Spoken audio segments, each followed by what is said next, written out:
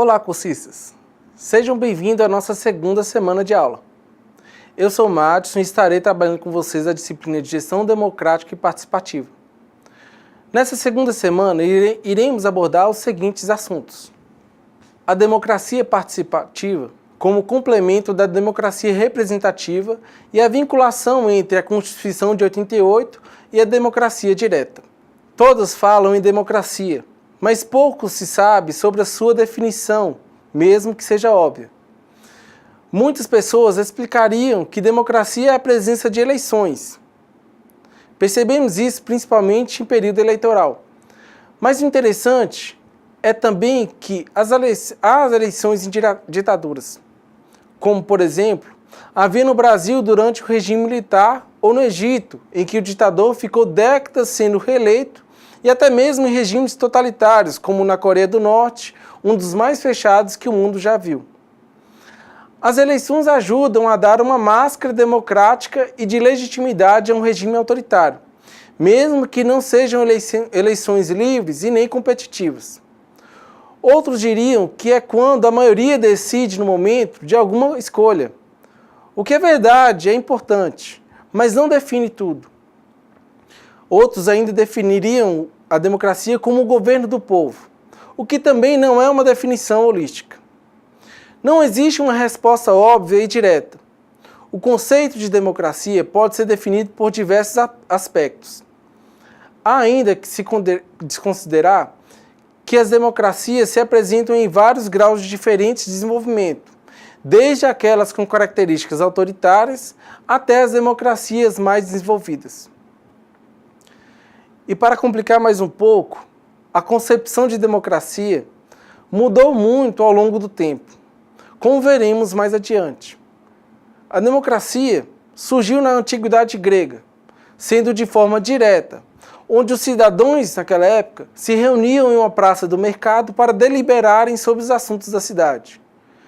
Mas em contrapartida, Jean-Jacques Rousseau, em seu livro O Contrato Social, afirma que se levarmos em consideração que apenas uma pequena parcela da população de Atenas que tinha direito a votos nas decisões políticas, isso porque, como se sabe, mulheres e crianças, escravos estrangeiros não eram considerados cidadãos naquela época, então mesmo em Atenas jamais existiu uma democracia pura. Era natural que os melhores oradores convencessem a maioria dos votantes a dar seu consentimento a favor dos seus interesses, favorecendo muitas vezes o interesse particular e não da maioria. O termo democracia teve seu significado alterado no transcorrer da antiguidade para a modernidade. De um sistema de governo no qual o povo participa diretamente do poder executivo, a democracia passou a ser conhecida como um sistema representativo de governo, cujos poderes executivo e legislativo são exercidos por representantes eleitos através do sufrágio popular. A democracia representativa ganhou força nos tempos modernos, com a criação dos Estados Nacionais, cujas dimensões e maior complexidade exigiam a intermediação de representantes entre o povo e o poder central. No entanto, houve uma mudança importante na noção da representação a partir da Revolução Francesa. Como os revolucionários estavam empenhados em afirmar o valor universal da cidadania, ou seja, todos sem exceção deveriam ser considerados cidadãos, o representante, o deputado, também deveria exercer sua função em nome de todos igualmente. Um dos resultados da Revolução Francesa foi a afirmação dos direitos iguais dos cidadãos e do acesso igual de todos ao poder, por intermédio da figura do representante. O Brasil, que já foi considerado um Estado autoritário e centralizador, se tornou, a partir do fim do século XX, um dos países com maior número de práticas representativas. A representação é um dos temas da agenda das reformas políticas, que estão há muito tempo para serem votadas e discutidas por meio de propostas como o fim de coligações nas eleições proporcionais e o fim da representação desigual dos cidadãos dos estados da federação. A representação política tradicional primeiramente se baseia na existência de eleições, por meio das quais sejam feitas as escolhas dos mandatários do Executivo e do Legislativo nas esferas municipal, estadual e federal. Esse processo é organizado por meio de sistema eleitoral, que se caracteriza por uma construção técnica, institucional e legal, que visa o ordenamento dos mecanismos da representação política, a constituição dos governos e a sua legitimidade perante a população, bem como o aprofundamento da integração de toda a estrutura política. A discussão tem como base a representação populacional e a representação territorial. Os estados menos populosos insistem na representação territorial, e os estados mais populosos preferem representação proporcional à população. A distribuição das cadeiras na Câmara dos Deputados, por exemplo, que segue o critério vigente, beneficia, o segundo argumento da sobre-representação, pelo mínimo os estados menos populosos. A Constituição Federal, em seu artigo 29, inciso 6º, fixa diretrizes para que seja mantida a proporcionalidade entre a população do município e o número de vereadores, mas dentro dos limites estabelecidos. O número exato é fixado pela lei orgânica do município. Mas essa não é uma questão apenas aritmética, mas também política.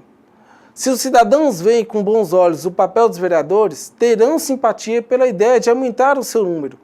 Afinal, serão mais pessoas empenhadas no equacionamento dos problemas da cidade.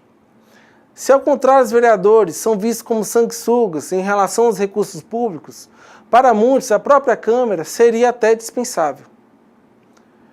Nisso, percebe-se que a representação também é muito questionável em relação aos anseios da sociedade, pois muitas vezes os objetivos dos representantes não se condizem com os objetivos da população.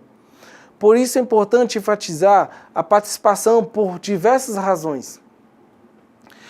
Nunca ocorre perfeita coincidência entre os pontos de vista do representante e de todos os representados.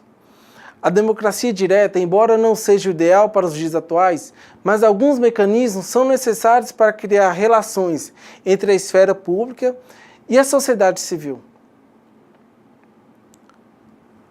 A existência de mecanismos de participação mantém os cidadãos ativos, atentos, mobilizados nos interstícios eleitorais. A pluralidade da participação, seja nas audiências públicas, ou nos conselhos, ou nas assembleias, enriquece o debate político. E isso se perde se os interlocutores ficam restritos à eleição dos representantes. Você já deve ter observado que o termo participação é muito amplo e refere-se também às ações de caráter bem espontâneo, como algumas manifestações de ruas que a gente já até presenciou na nossa sociedade, e também como atividades bem institucionalizadas, como é o caso dos conselhos municipais. Atravessamos grande parte do século XX acreditando que a forma representativa seria um modelo ideal para os cidadãos, que assegura a liberdade e a igualdade de todos, que isso seria o verdadeiro conceito de democracia. Mas passados quase 100 anos, chega-se ao fim do século XX e acredita-se numa crise existente nesse modelo de democracia. Os representantes já não conseguem mais identificar e atender às demandas da sociedade. A população tem se organizado melhor em torno das infinitas questões e conquistando melhor esse espaço público, e essa população tem cobrado de maneira mais efetiva de seus representantes. As exigências vêm se tornando mais complexas e fica evidente a necessidade da participação em conjunto entre representantes e os representados. O conceito de democracia sofre então uma nova reviravolta em sua trajetória. É preciso considerar que a democracia representativa já não responde mais às demandas da sociedade e a democracia direta parece impossível. É como síntese para a resposta dessa crise que começa a se formar o conceito de democracia participativa, tendo características da forma semi-direta, por não desconsiderar seus representantes, mas aproximando os representados na arena política. Conforme alguns teóricos, eles afirmam que a democracia participativa se configura entre a direta e a representativa. Vamos entender, então, esse conceito. A democracia participativa ou semidireta é aquela que, partindo de uma democracia representativa, utiliza-se de mecanismos que proporcionam ao povo um engajamento nas questões políticas, legitimando questões de relevância para a comunidade como um todo através de uma participação direta, seja pelo plebiscito, referendo, iniciativa popular ou audiência pública, e também pelo orçamento participativo, consultas ou por qualquer outra forma que manifeste a ação popular. Para que as experiências de democracia participativa obtenham êxito, as administrações municipais têm papel fundamental através da criação de canais de interconexão que viabilizem a integração entre o governo e dos diversos segmentos das sociedades, especialmente a população de menor renda, de tal maneira que possam ser partícipes das diversas fases do processo de planejamento e de deliberação das políticas públicas a serem implementadas nas cidades. O problema é que, apesar de serem encontrados no sistema jurídico brasileiro novos canais que viabilizam a integração entre representantes e representados de forma mais efetiva, o que se percebe é que o exercício da cidadania está delimitado ao direito de votar e ser votado. Falta em nosso país ainda uma cultura cívica de que altere os modos operantes do sistema vigente. Falta também vontade política, seja no poder executivo, por meio de partilhar parte do poder constituído, seja por parte do poder legislativo também, de ver diminuído seu papel na elaboração e aprovação de leis, criando um distanciamento entre o governo e a sociedade, que é próprio do regime representativo. Entretanto, um projeto democrático tem se tornado difícil de se concretizar nas sociedades contemporâneas, as especialidades, a burocracia e a lentidão do processo. O primeiro obstáculo diz respeito ao aumento da necessidade de competências técnicas que exigem especialistas para a solução de problemas públicos, como o desenvolvimento de uma economia regulada e planificada. A necessidade do especialista impossibilita que a solução possa vir a ser encontrada pelo cidadão comum. Não se aplica mais a hipótese democrática de que todos podem decidir a respeito de tudo. Já o segundo obstáculo refere-se ao crescimento da burocracia, um aparato de poder ordenado hierarquicamente de cima para baixo, em direção, portanto, completamente oposta ao sistema do poder burocrático. E também temos o terceiro obstáculo, que traduz uma tensão intrínseca à própria democracia. À medida que o processo de democratização evolui, promovendo a emancipação da sociedade civil, aumentou a quantidade de demandas dirigidas ao Estado, gerando a necessidade de fazer opções que resultem em descontentamento pelo não atendimento ou pelo atendimento não satisfatório. Neste próximo slide, veremos alguns mitos e desafios referentes à democracia participativa. Bom, aqui temos alguns mitos e desafios referentes a essa participação. Em relação aos mitos, a participação por si só muda a realidade. A sociedade não está preparada para participar como protagonistas das políticas públicas por falta de capacidade e habilidade técnica política. Já a sociedade não pode compartilhar da governabilidade, devendo restringir-se ao seu voto.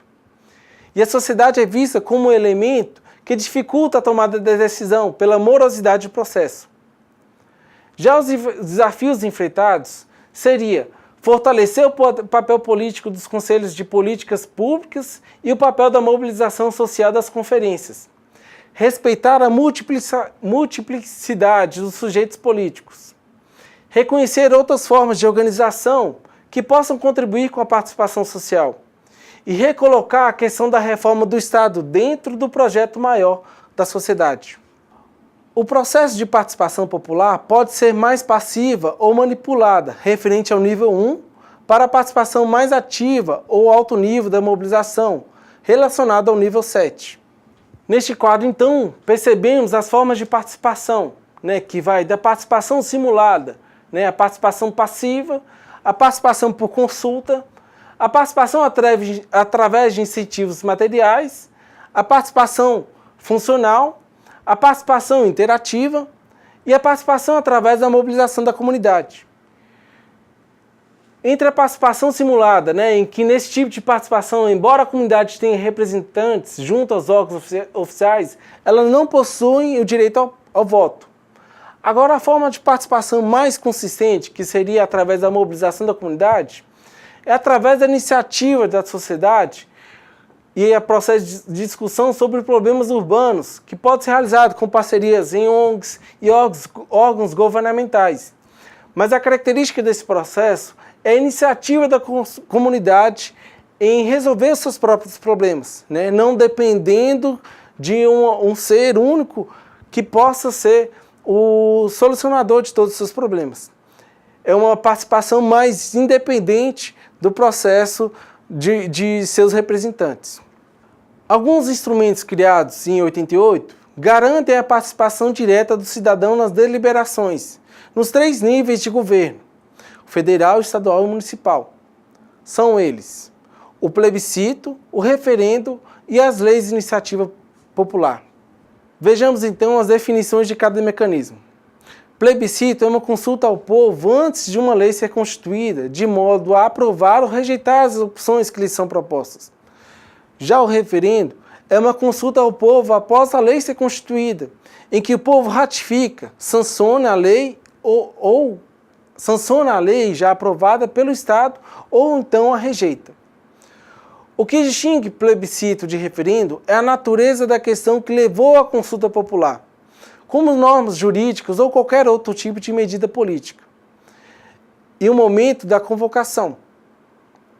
Em relação à natureza da causa, o referendo concerne unicamente a normas legais ou constitucionais, enquanto o plebiscito concerne a qualquer questão de interesse público, não necessariamente normativa, inclusive políticas governamentais. No plano municipal, por exemplo, não teria sentido a realização de referendo, plebiscito, sobre temas de grande política nacional, assim como questões de direitos humanos. Enquanto no plano nacional não caberia consultas sobre temas como trânsito urbano, obras públicas municipais, dentre outros fatores que influenciam localmente. O princípio da soberania popular pressupõe a capacidade de decisão do povo, assim como a possibilidade de conhecimento da questão em causa. Neste caso, a distinção entre consultas nacionais e locais é importante, sobretudo em países de grandes dimensões territoriais, como o Brasil, no plano local e no eleitorado através de melhores condições para conhecer, participar e julgar a questão. E por fim, a iniciativa popular, legislativa, também já prevista na Constituição de 88, nos 3 níveis de governo. Em seu artigo 29, inciso 13º, institui a iniciativa popular de projetos de lei de interesse específico do município, da cidade ou de bairros, através de manifestação de pelo menos 5% do eleitorado. O projeto tem que receber assinatura de apoio de pelo menos 1% dos eleitores brasileiros, divididos entre 5 estados, como no mínimo 0,3% do eleitorado de cada um dos seus estados. As listas de assinaturas devem ser organizadas por município e por estado, em formulário próprio disponível na Câmara dos Deputados. Nesse próximo slide, vamos identificar exemplos de aplicação desses mecanismos. Tivemos então no Brasil o plebiscito consultando a população sobre a forma de governo, monarquia ou república e o sistema que seria adotado, o parlamentarismo e o presidencialismo. Vemos também um referendo sobre a venda das armas, em que a população decidia ou não sobre o porte de armas no país e também, por fim, o exemplo da iniciativa popular. Desde 88, apenas 4 projetos de iniciativa popular tornaram-se leis, dos quais 2 se mobilizaram de forma extraordinária a sociedade, o que tornou a compra de votos crime passível de cassação, que foi promulgada pela Lei 9.840 de 1999, e também a tão conhecida Lei da Ficha Limpa, que é a Lei Complementar número 135, de 4 de junho de 2010. Como vimos, a federalização possibilitou autonomia administrativa e política às administrações públicas municipais, abrindo espaço para inovações institucionais, como é o caso dos conselhos municipais. Nesse sentido, observa-se que a crença no papel relevante dos conselhos quanto aos dois processos, que no caso descentralização e democratização, deriva de duas de suas características. O fato de estarem vinculados ao Poder Executivo, o que retira desse poder a exclusividade da decisão, portanto, descentraliza, e o fato de neles estarem representados setores organizados da sociedade. A criação dos conselhos municipais inscreve-se no mesmo esforço pela consolidação da democracia no país, que gerou o movimento pela descentralização e nos instrumentos falados anteriormente. A representatividade dos conselhos é uma garantia de que as decisões por eles tomadas são legitimadas e, no sentido inverso, a legitimidade reassegurará a representatividade em um processo de retroalimentação, o que difere da representação eleitoral. Por muitas vezes, o interesse do representante eleito não vai condizer com o interesse da sociedade, como citamos anteriormente. Os conselhos gestores de políticas públicas são canais efetivos de participação que permitem estabelecer uma sociedade na qual a cidadania deixe de ser apenas um direito, mas uma realidade. A importância dos conselhos está no seu papel de fortalecimento da participação democrática da população na formulação e na implementação de políticas públicas. Os conselhos municipais são espaços poderosos. Estão relacionados a todas as esferas de poder e a diversidade de temáticas. O Legislativo, as câmaras municipais acompanham e influenciam diretamente suas dinâmicas e ações.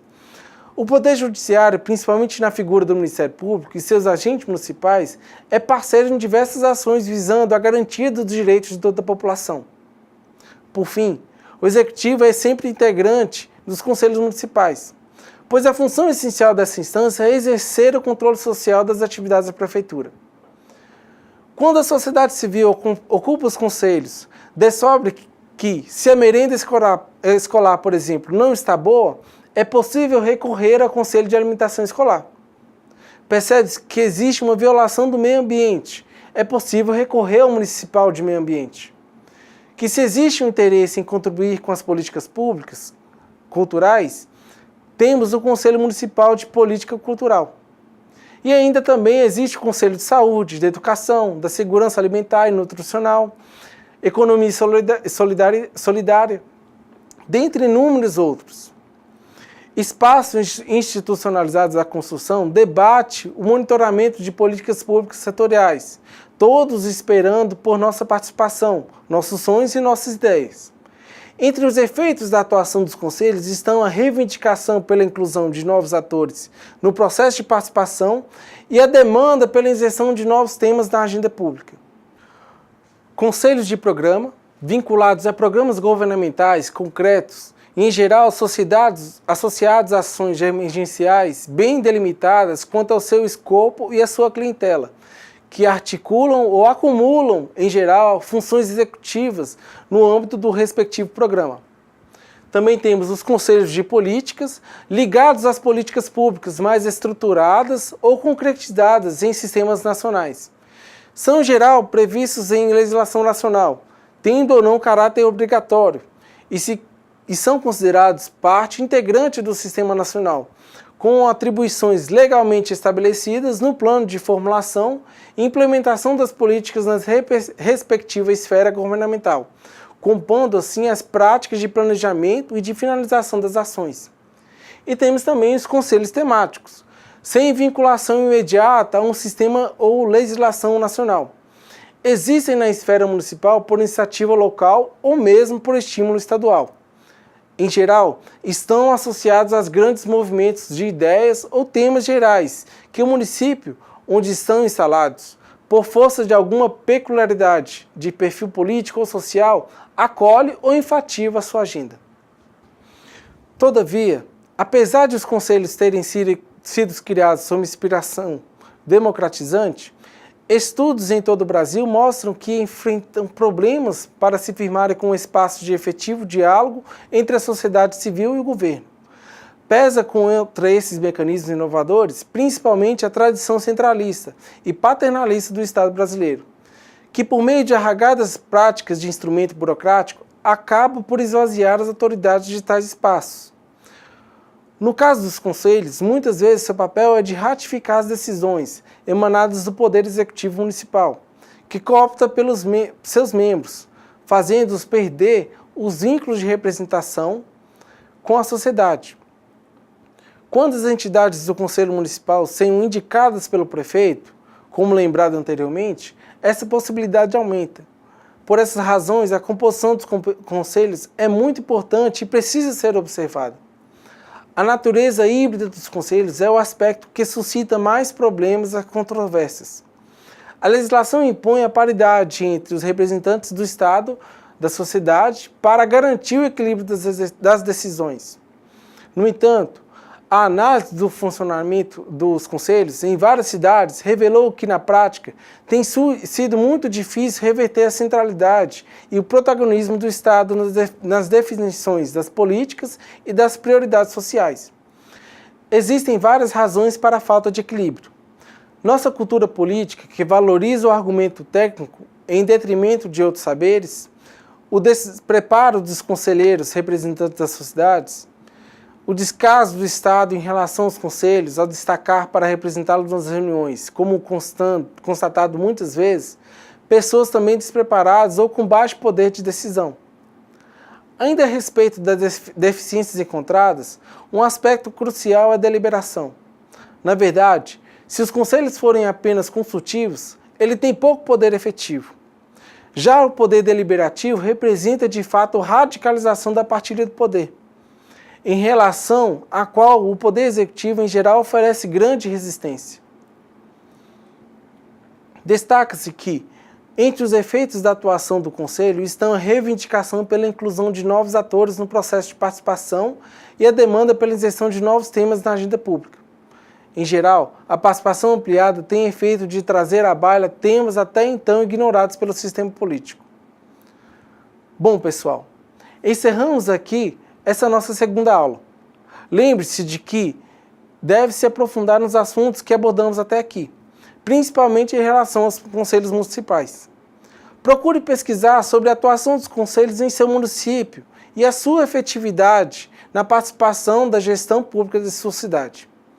Importante que todos leiam o conteúdo do caderno didático e as outras fontes acadêmicas, principalmente os artigos que disponibilizamos no ambiente virtual, participando também do nosso fórum de discussão. Obrigado a todos.